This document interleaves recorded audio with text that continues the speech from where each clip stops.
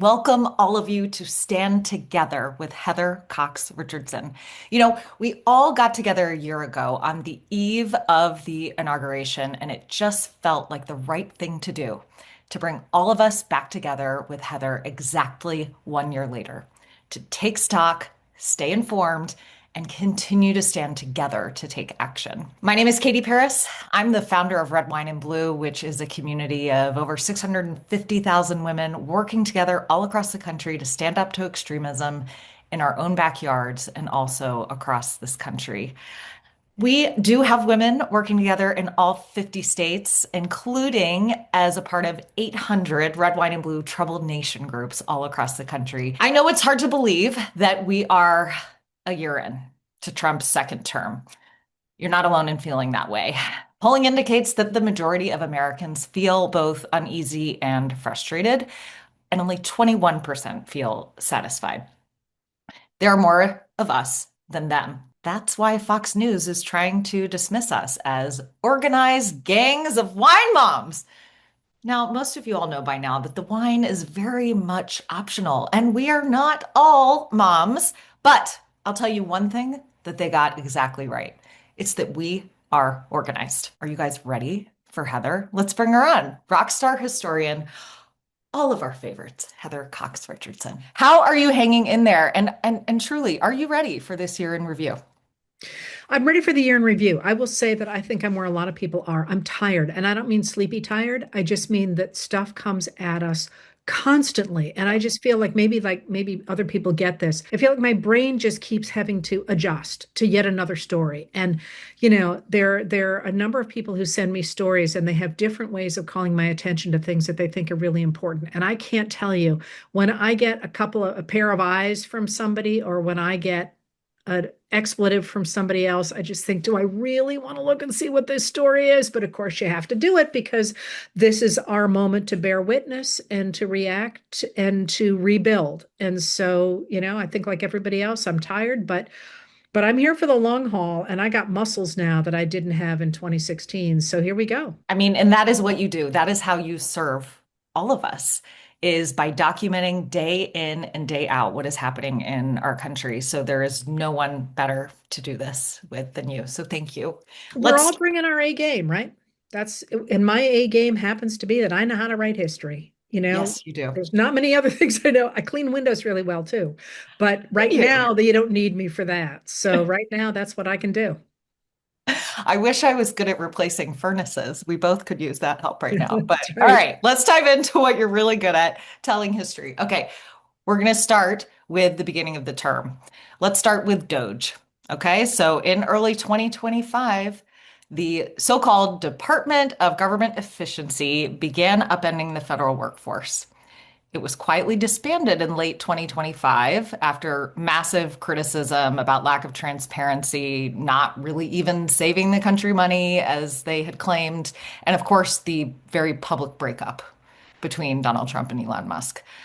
What are the lasting real world consequences of Doge, and why do you think Trump gave up on it? What does that say about his use of presidential power? So the first thing to think about with what I prefer to call doggy or dodgy, because I'm not at all convinced that it was ever a legal entity at all, is that it right out of the box, it attacked the Constitution and really showed how this administration was going to work outside the Constitution, not just breaking the law or breaking the articles of the Constitution, but pretending they didn't exist. And what I mean by that is that the way our system works is that when Congress, which is made up of our elected representatives, wants to do something, they pass a law for the government to do something, and they then appropriate money to make that happen. That's in the Constitution. That is how our system works. And then the president has a job to take care that the laws are executed and the are faithfully executed. And he does not have any kind of leeway about whether or not to do what Congress says or to use that money as Congress said he should. And just to the degree that that was ever questioned under Richard Nixon, Congress wrote another law called the Impoundment Act that said, no, no, no, no, you can't do that, President. You must simply do what Congress said. So when Doggy got in there and decided that it was going to simply say, well, we don't care what Congress appropriated or anything, we're just going to go ahead and make cuts. that was a neon flashing light that we were not in Kansas anymore. And so that issue there, that issue of impoundment, the idea that the president can decide how to spend money, that's still on the table. It is still unconstitutional and it is still illegal. And to my mind, one of the first things that we really knew we were in trouble.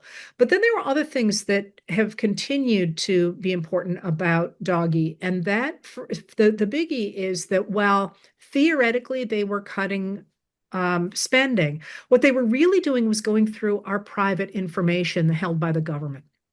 And they managed to walk away with a lot of that, including we learned today with files from the Social Security Administration that they have been checking against voter registration. I mean, this stuff is highly illegal. There was all sorts of ways in which that information was supposed to be protected, and that is still out there. Now, there's a third way, though, that Doggy mattered, and that's that one of the ways the extremists rose was by convincing their voters that an active government was funneling money from their tax dollars and giving it into the hands of undeserving Americans. And what Doggy really illustrated by cutting things that we cared deeply about was that that wasn't true, that the federal government was already cut to the bone. In fact, it has increased almost not at all in the civil service since the 1960s, even though the country has grown dramatically. Where our growth in the government has come is from the private contracting, primarily in the military. And what people started to realize was that this idea that somehow the federal government was bloated because it was funneling money to undeserving, people in the inner cities or whatever the offense du jour was untrue. And so that has been a real problem, I think, for the ideology of the Republicans and the MAGAs that have grown from them is the fact that Americans are waking up to the fact that, hey, they actually quite like the CDC and they quite like the National Weather Service and they quite like the Department of Education.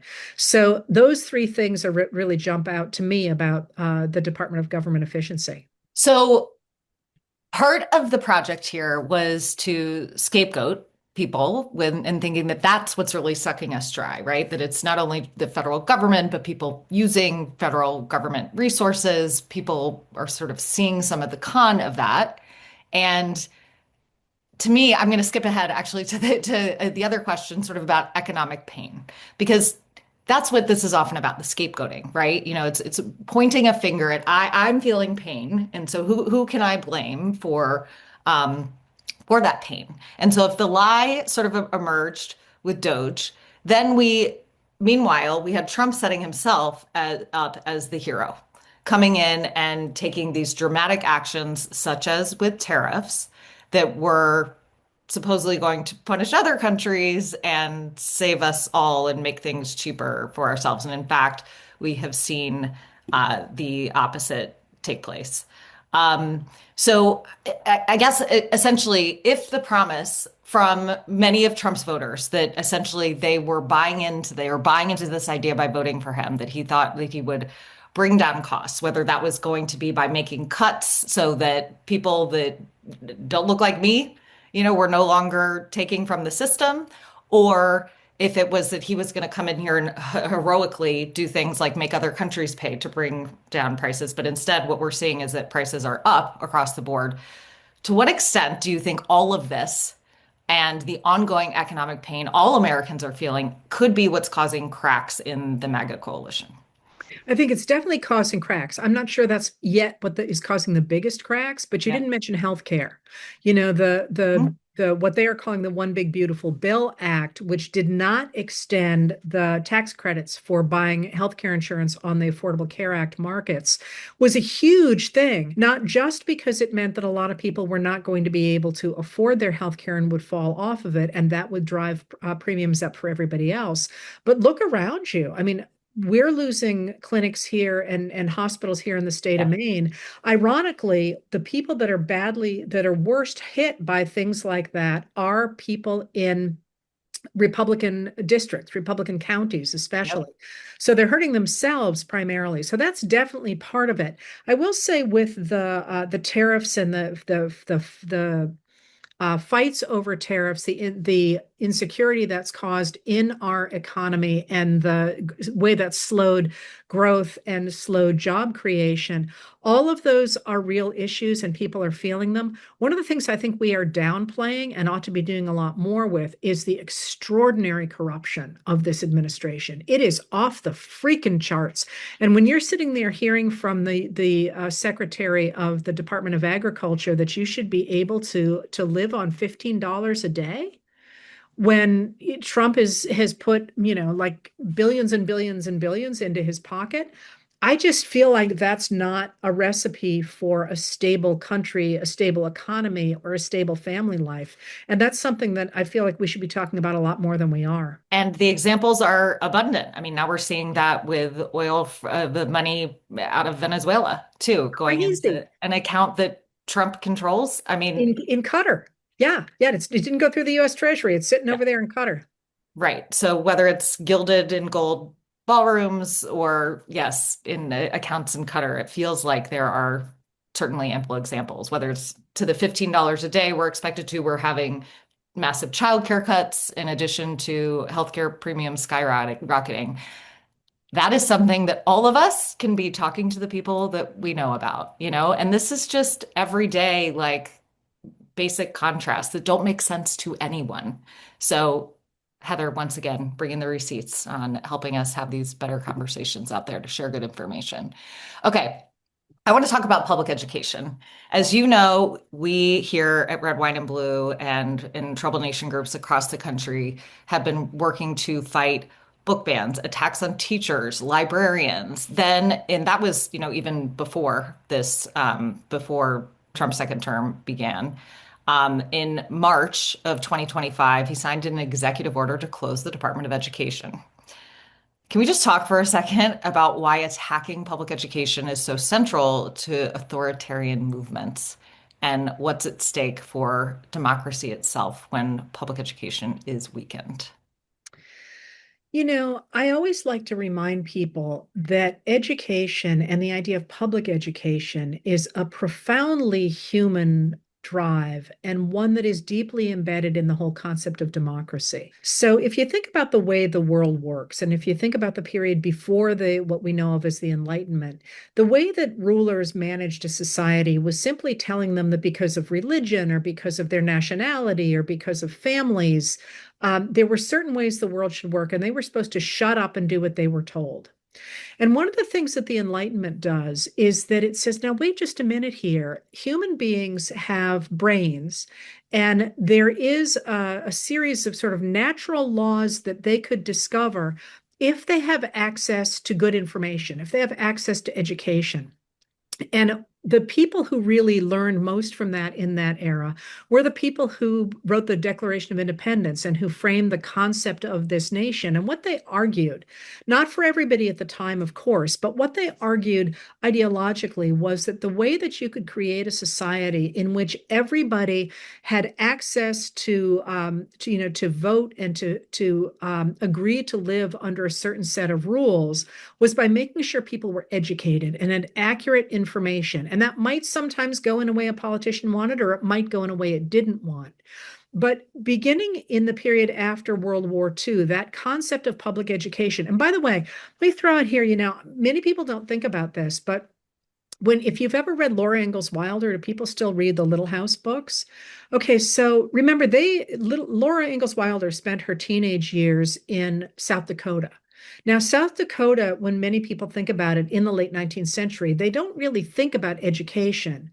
But the reason that the Ingalls family was working so hard to earn money to make clothing for Mary to go away to college was because Mary, who was blind and would never really be able to participate fully in society in that era with that kind of a disability, was going to be sent by the state of South Dakota to a college, a 6-year college in, I want to say Iowa, but I might be wrong about that, because they cared so deeply that their citizens, all of their citizens, would be educated. That was important to the construction of democracy. But after World War II, those people who are trying to destroy the idea of the liberal consensus, the idea that the government should, regulate business and provide a basic social safety net and promote infrastructure and protect civil rights and underpin this rules-based international order that's being torn down around us even as we speak, they recognize that people liked that. That was popular among Democrats, independents, Republicans. That was really popular. So they started to back away from the idea that everybody should have good information. And they started from the position that people should, first of all, be religious. And second of all, buy into the idea of what they called individualism, or the idea that you shouldn't have any regulations on business, that people in business should be able to do whatever they wanted to do. And that kind of has snowballed since then to get us to a place where the extremists in our society want to limit what children can learn, want to limit what people can learn, because it's not just in schools that they're trying to limit information. They're also going after the Smithsonian. They're also going after the different ways in which people get information through Stars and Stripes, which was a great maybe still is because they haven't made their cuts yet, but a great newspaper for the troops, going after the Corporation for Public Broadcasting. They're really trying to limit the information that people can have. And why do they want to do it? Look at a place like Russia. Look at a place like North Korea. The way you try to keep people in check is by limiting the information that they have. And just to say that that doesn't work, I mean, it can work in the short term, but one of my favorite stories is that one of the things that really helped to weaken the control of the Soviets over the people in their borders when the Soviet Union was starting to fall apart was that people would sneak in LPs, long playing records, but they didn't actually have the ability to sneak in the records themselves. What they would do is they would make copies of the records on X-rays. How freaking cool is that? They would get X-ray film because X-ray film could hold the whatever it is that one presses a LP out of. And one of the ways that historians see where that music went is by being able to examine nowadays the remaining X-rays, because you can see how when they went press to press, they would degrade. So, trying to keep things away from people is a totalitarian as well as an authoritarian tactic. But I love the human spirit that says, Yes, by God, we want to know what Led Zeppelin sounds like. that's incredible. Both that you know that and that they did that. Both are very incredible to me. All right. With that, I want to bring on one of our Red, Wine, and Blue Trouble Nation leaders to ask a question. Hi, Ellen. So, Hello. Heather, Ellen saw our event with you that brought a lot of attention to Project 2025 in a couple years ago, and it inspired her to start a Troubled Nation group with Red, Wine, and Blue in Iowa. They are called Democracy Every Day. We are so glad to have you back on here. And I know that you have a question for Heather about Project 2025. I do. Thank you for having me, Heather. You helped so many Americans, starting with me a year and a half ago, understand Project 2025 and why it is so alarming. We've learned Project 2025's ultimate goal is to centralize power in the executive branch and then weaken all the checks and balances. And we're seeing this play out in real life lately with ICE. We just saw with the killing of Renee Good in Minneapolis that it seems like ICE has no oversight, operates with complete immunity. How can Congress help block some of these executive branch actions? And why does it matter if we contact Congress? All right. So, first of all, funding is on the table right now because we're in the process, or the royal we, right? Congress is in the process of passing these appropriations bills, and there are 12 appropriations bills to fund the government that correspond to the different committees that have to figure out how to appropriate money for different parts of the budget. All right, so that's one place right now where people are putting pressure. But there's also the fact that in fact, legally, ICE does not have immunity. ICE is this idea that they can operate however they want is coming from White House Deputy Chief of Staff Stephen Miller, who is saying that in a lot of places, and it isn't true.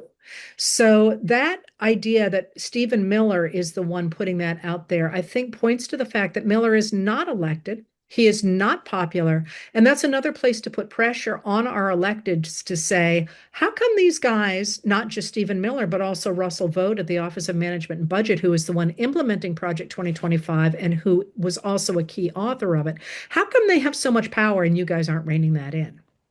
So there are a couple of pressure points there. But the larger question of why it matters that we push back, I think you can see all around us. Because again, our country is based on we the people. We literally gave our power to the government in the Constitution for them to represent us in the laws that they write. And if we don't like what they're doing, they lose the legitimacy that we gave them in the Constitution by saying that we the people are giving you our power. And you can see that they notice and they care about Americans doing that. So going back to the Department of Government Efficiency, one of the things that people are not seeing yet, but I think is well, you're going to see it soon enough, is if you look at those appropriations bills, Trump, in his budget for 2026, wanted draconian cuts across everything. I mean, it was really kind of a bonkers budget. And in the negotiations over that budget, a huge amount of that money has been returned. So again, it's still a Republican Congress. There is still a Republican budget, and there still are some cuts, but it's nothing like Trump wanted. And the reason that I tie that to the pressure is because, of course, the Democrats didn't want those cuts. But you know who signed on to not making those cuts? The Republicans. So the more that we push back, the more that electeds see that this is going to affect whether or not they're going to get reelected, the more they change their behavior. And sometimes we don't get to see as much of that as we would like because a lot of it seems incremental. But ICE is phenomenally unpopular. The only thing right now less popular than the way ICE is behaving is the idea of invading Greenland, which are right now Trump's two big signature issues. So the pushing back and making people understand that this is not really what we want is really the key to turning things around. And one of the things that's so cool about Red, Wine, and Blue is that essentially what Red, Wine, and Blue does is pulling together the kinds of anti-extremist voices that the extremists began to pull together in 1964 after the failure of Barry Goldwater's presidential campaign. That campaign basically rolled over into what were called things like coffee clatches, and those managed to change the entire American society gradually over time. Well, we're doing the same thing at Red, Wine, and Blue. We're just doing it a lot faster by changing that political and social way of looking at the world. So thanks for all you're doing. Ellen, thank you so much. Now I'm excited to bring on Jess. Jess is one of our Red, Wine, and Blue Trouble Nation leaders in Virginia who started her group, PWC Women That Wine Love, 1 year ago after watching our Zoom with you, Heather, on Inauguration Eve. So really 1 year from exactly today. Jess was so inspired by her experience as a Trouble Nation leader and her interactions because of it that she has decided to go back to school after 20 years to get her master's in public policy. And I believe, Jess, you're like reporting from campus. Yes, I'm actually in the Scalia Library at George Mason University in Alexandria, and I just finished my political communications class, and it's amazing. And it was definitely the kick in the butt that I needed. I was in fetal position, drinking wine in bed last year at this time, and here I am, learning and growing. Jess, I think you have a question tonight for Heather do. about attacks on our reproductive freedom, which has been Right. flying under the radar more lately. Yes, and this kind of goes back to holding officials accountable for their actions. So over the last year, we've had coordinated attacks on reproductive freedoms. There's been limits on abortion medications. We have restrictions on emergency care. There's been criminalization of doctors and patients, wildly unpopular. Members of the Trump administration have been instructed to not talk about it and stay very quiet until the midterms. So they're trying to go under the radar on this one. How can we stop these attacks from being hidden? Like, how do we broadcast this? And how significant is this moment in the long fight over reproductive autonomy in the United States? So this is a really good question and a really good observation because in fact you're correct. We're not seeing much about the attacks on reproductive rights. And they're very important. As you say, they're very unpopular and they are not getting the kind of press that they did immediately after and a few months after the overturning of Roe v. Wade. One of the things that has happened since Roe, the overturning of Roe, is that anti-abortion activists always manage to frame anti-abortion legislation as being a way to protect fetuses, to be good for people. And those who are interested in reproductive freedom kept talking about public health, about the fact this is not about the kinds of things that anti-abortion people are talking about. It's about protecting public health. And one of the things that happened very quickly after the Jackson Women's Health decision was it became clear that that framing was the correct one, that women and children were dying, and they were dying in truly horrific ways. And those stories have not stopped. ProPublica has been all over this. There are a number. Jessica Valenti is all over it every single day. She writes every day. The 19th is all over it. Another magazine, I mean, an online magazine. Those stories that talk about how these policies are actively hurting families, women and families, as well as children, are important politically, speaking of political communications, because it moves it from the idea that for so long after the time anti-abortion language really got integrated into the political system in 1972, the year before Roe, by the way, which is an interesting story, that language became integrated into our political system as one in which selfish women, the kind of people they're calling the awful women now, what did we just say before this? Affluent, white, Female. females, No. you urban liberals. Um, those are the people who were getting abortions on, for birth control. They were supposed to be, they're just doing it almost for fun, right?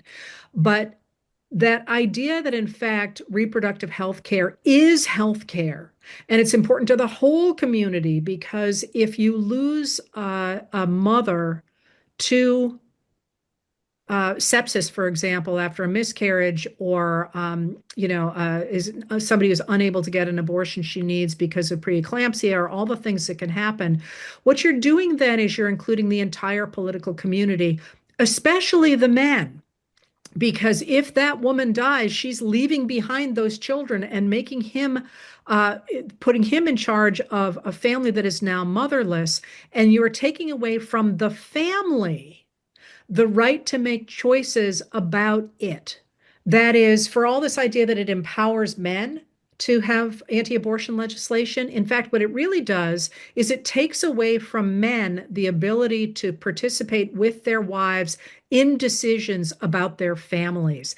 And that we know is extraordinarily powerful as a political motivator. So that switch in language and then making sure that we talk about those things, not just in the major newspapers, but that we share them on Facebook. We look at these stories, these truly horrific stories that are out there every single day, but that are not getting picked up. And I agree with you. We need to do more with that, especially now as ICE is pretty obviously targeting women pretty heavily. And there's a wonderful piece out today, I think it was, that came from the 19th, got picked up, I believe, by Talking Points Memo, where they said, the number of people that are being really badly and in fact killed by ICE are women. And we're really not singling that out, and we ought to be. So more power to you. And we should all be making a bigger deal of this than we have been. Thank you, Jess. And thank you for inspiring so many of us that you were Yeah, just like, it's so going out there, cool. organizing your community, like becoming this master's in public policy. It's awesome. I can't wait to keep learning from you. Thank you.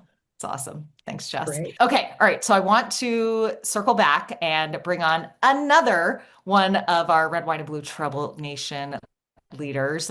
This is Kathleen. 1 year ago, Kathleen watched our event with you, Heather, and was inspired to start her group, which is called Team No Nonsense, and they are in New Jersey.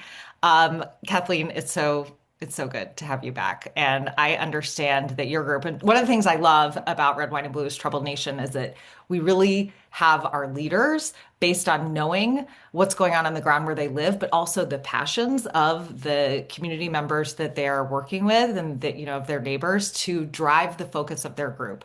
And so I think this is so cool that Kathleen, you all have been working closely with the National Ukrainian Association to hold rallies, raise money for students in Ukraine. So you've got a question for Heather about what is going on the international stage. Yes. Hi, Heather. Yes, we really have enjoyed supporting local Ukrainians. We have a large population here in North Jersey. And over the past year, we have seen our U.S. foreign policy completely upended, starting with Ukraine, moving to Gaza and Venezuela, and now Greenland, as you mentioned earlier. And we've also seen all of these long-standing U.S. diplomatic norms strained and openly violated. What are the risks, both abroad and here at home, when a country that once claimed to be the defender of democratic norms starts ignoring them? Sadly, this is front and center right now, right? Because literally starting about 48 hours ago now, Trump is openly taking on the destruction of NATO, and he's also hitting out at the UN as well. I actually wrote about that for tonight. He is pretty openly trying to destroy the rules-based international order that the diplomats from countries all around the world put together after World War II to create a system of rules that would make sure that big countries didn't invade smaller countries and that might didn't make right, and that we would have freedom of the seas and world trade that would create a rising standard of living around the world. And in fact, after World War II has lifted more than 1 billion people out of poverty and has kept us from having a world war. That now, I hate to say it, but Mark Carney, who's the Prime Minister of Canada, gave a speech today at the Davos, the World Economic Forum at Davos in Switzerland, in which he said something that people like Antony Blinken, the Secretary of State under Joe Biden, had said before, and that's that rules-based international order is no longer viable. That because it is so fully, and this is Carney's words, not mine, and not what Blinken would have said either, but because it has enabled certain, so much economic integration that has done so much for so many countries, it is now permitting certain countries, he didn't mention Trump by name, but to use economic pressure to coerce other countries. And that's not viable for those countries. So he talked about that and what that looks like. And a lot of us, myself included, have been extremely concerned that what Trump is pushing toward is what Vladimir Putin has argued for a long time, getting rid of the rules-based international order so that a few big countries, and you can tell he pretty much means Russia, the United States, and China under Xi Jinping, would be able to be the big dogs in the fight. And all the smaller countries would have to do what they said. But really what that means is that those smaller countries are going to start to gang up with each other so that they have a little bit more power. And if you look at what's happened to Ukraine, you recognize that what really put them in a bad position was giving up their nuclear weapons so that on the promises that nobody would invade. And so maybe people are going to start to go into nukes again. And that looks pretty likely. There was a big article today in the Bulwark by J.V. Last talking about that. And in the Atlantic yesterday by Robert Kagan saying the same thing. That's a world that many of us are extremely concerned about. Me being one of the people that's at the head of the list saying that. But Carney's speech was really important, and I urge everybody to look at it because he suggested a different kind of foreign policy future that pulls from what Biden and Blinken did, but I think has an answer that they didn't. And I'll cut to the chase here. What he is suggesting is that it is possible for the rest of the world operating at this point without the United States, to create a system that basically looks like taking the European Union and applying those principles to the globe as a whole. That is, rather than getting everybody to move in the same direction at the same time or to divide the world into friends and enemies or to think of authoritarians versus democracies or all the ways that we have tended to divide the world, we have the ability to create what they call variable geometry. Blinken called it diplomatic variable geometry. But to take the world and create what I call ad hoc committees. That is, if we all care about fentanyl, or not we all call, the countries that care about fentanyl, China, Mexico, the United States, Venezuela, different countries, can come together, and whether we're ruled by autocrats or by democracies or whatever, we can work on that particular issue. And that business of creating, again, I'm going to call them ad hoc committees, has the potential to create a much more stable world that permits the kinds of global integration without the weakening of making somebody so vulnerable economically that they're at the risk of having somebody like Trump do what he's doing. It's a really interesting vision. It's one that I believed in under Blinken and Biden, although I thought they were missing a piece. And it looks to me like because Carney didn't have to have their piece of having the United States at every table, that being a mid-sized country, he is able to say, we don't actually need any big dogs here. We can invite the big dogs along sometimes, but we don't have to have them all the time.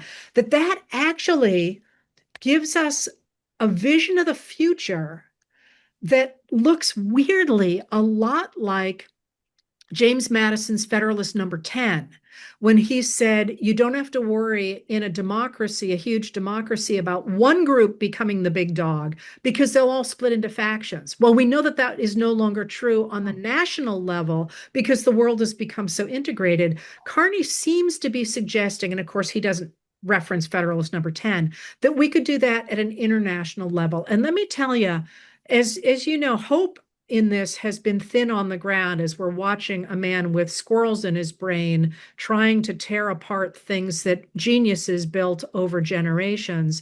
But when Carney gave that speech, I thought, I can see that. I don't know if they can make it happen. I don't know if we can make it happen, but I have been beside myself at the destruction of the system that has kept this world relatively secure and prosperous for the last 80 years. And for the first time, I thought, that's a vision that might work. So I remain concerned in the short term on any number of things and very concerned in the long term, but I am not hopeless. That Whenever was an you have answer I could hope, get behind, Kathleen. How are you feeling? yeah, whenever you have hope, we have hope, Heather. Well, I have hope because of what you all are doing. We're doing this together. And 10 years ago, none of us would have been on this call. And, Jess wouldn't have been back in school and you wouldn't have been working with Ukraine. And, Yeah. we're in a whole new world. That's right. That's right. Thank you, Kathleen, for everything you're doing, and we'll stay in good touch. We've got to talk about voting rights, Heather. We just did our member survey at Red, Wine, and Blue, actually, and voting rights came through for the first time as the number one issue of concern for 2026. Look, we've come together to help stop the SAVE Act so far, but we have seen extreme gerrymandering in so many states. We have an expected Supreme Court decision coming any week now that could have massive civil rights implications for the Voting Rights Act.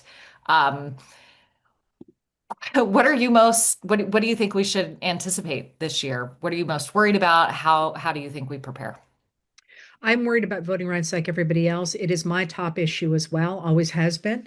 And we're not in a good place. And that's not to say that Trump is going to do something unexpected, in the sense that we have not had free and fair voting rights in this country since at least the 1980s. We've had voter suppression, we've had gerrymandering, we've had the flood of money into our voting system. All of those things are true. There are things we can do in the short term, though. First of all, is to make sure that you and all the people around you are registered. You Yes. think you are, but people flip off, slide off the rolls, they get challenged. I discovered at one point that one of my sons had been thrown off the voting rolls in our town. It was not a difficult matter for him to get himself back on, but that does happen. And make sure that, you and people are registered to vote.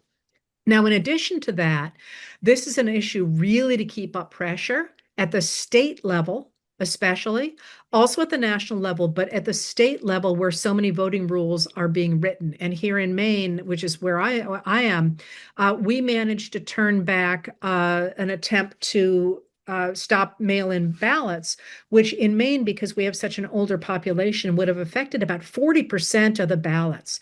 So being involved locally and really pushing for voter access at the state level, and also organizing with the national groups that are trying to protect voting at the national level and within their own states is really important. So doing things like making sure that we don't get the SAVE Act, that which would have made it very difficult for women to vote, that we are able to protect voting rights for people, able to get people registered, and making sure they understand just how important it is to vote. Now, we know going into 2026 that those people who are interested in progressive causes have way more enthusiasm for voting than those who don't, which is a really good sign.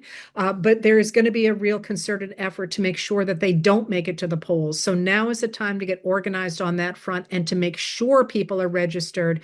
And also, incredibly crucially, to make sure that every single race in your state is contested, even Yeah. if you know you're going to lose, making sure that you're out there, somebody is out there, letting people know that there are alternatives and that they're advertising those alternatives. That makes all the difference. So yeah, let's fight on that front as well. And if you've ever thought about it, no, this is not something you have to do alone. These local Troubled Nation groups will have your back. Heather and I will have your back. There are so Great. many offices that we need to run. And it's right, we have to contest every race. Over 400 Red, Wine, and Blue members have now run for local office. Let's get those, let's bust through that 500 this year. But it's going to go even higher. Speaking of elections, I think the 2025 elections went better than even you and I anticipated. Democratic candidates made huge gains, New Jersey, Virginia, all across the country when it came to rejecting extremism in states like mine, Ohio, others like Pennsylvania, Michigan. There was a lot of nonpartisan races where extremists lost badly in places where Trump had won, oftentimes. This is something that is giving me hope. It's making me see shifting coalitions. And I just wonder what else you're looking at. You have written about signs of the MAGA movement splintering. What are you saying right now that indicates that indeed extremism is losing its grip? I love the way you put that, because what we really are seeing is a wide range of Americans from a wide range of political persuasions coming together to say we don't want the extremists. And what's interesting about that is that Trump put together a coalition in 2024 by promising everything to everybody. I think I said to you back when we talked about Project 2025, he has promised that he's going to both, lower prices and raise tariffs. And that's like saying you can be wet and dry at the same time. You just can't do it. So a lot of people thought that he was promising them things that he could never deliver. And as those things are not getting delivered, those people who are angry at that are willing to take a look at our society again and to say, okay, I didn't want that. What do I want? We saw the same thing in the 1850s. We saw the same thing in the 1890s. We saw the same thing in the 1930s. And what they said was not, oh, I want that political party. What they said is, hey, this system was not working for me. So what does a system that does work for me look like? And Yes. we're in that time now where, it makes very strange bedfellows, where, I often find myself truly shocked that I'm on the same side of a political question as people that I truly loathed 20 years ago.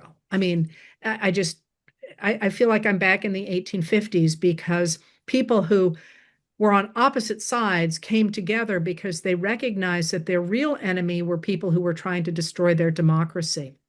So in this moment, what I am looking at is the ways in which people are building these coalitions that aren't a question of a Republican switching to become a Democrat, or a Democrat sort of going back to the principles that worked in the 1960s, but that are more saying, hey, it's 2026. What do we need in this country? And we Yes. have a much better idea what we need, having watched where the guardrails we thought were aren't. So I'm Yes. watching that, but yes, the MAGA coalition is cracking. It's cracking, as we said, over the economy. It's also cracking over the Epstein files. Whatever is in those files must be napalm because the administration does not want those to come out. And that's itself a really big deal. And then also MAGA is cracking over Trump's foreign adventures because a lot of the MAGA people were isolationists.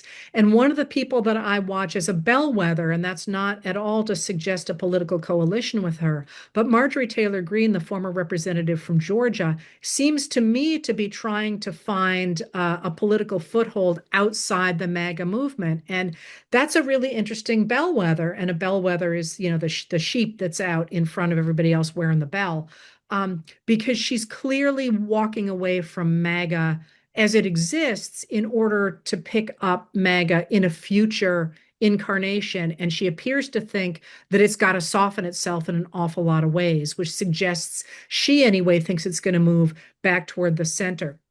So in this moment, the thing that I like to emphasize is that, listen, we're all tired and frightened. Am I allowed to swear on this? I never swear.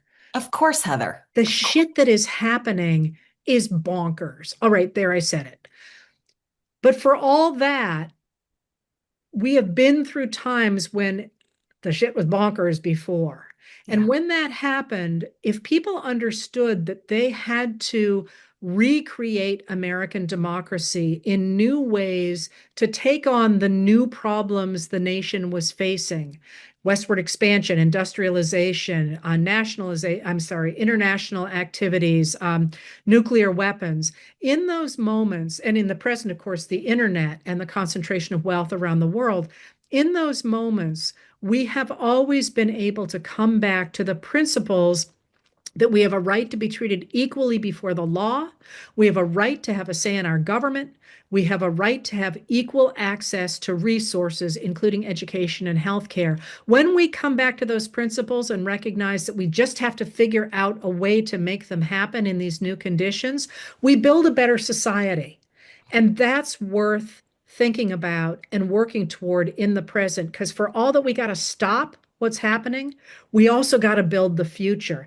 And that part is interesting. All right, Heather, that was beautifully said. The way I might say it is when shit gets bonkers, it's time to get shit done. So we're going to keep doing that now too. Heather, over the weekend, you wrote that heroism is neither being perfect nor doing something spectacular.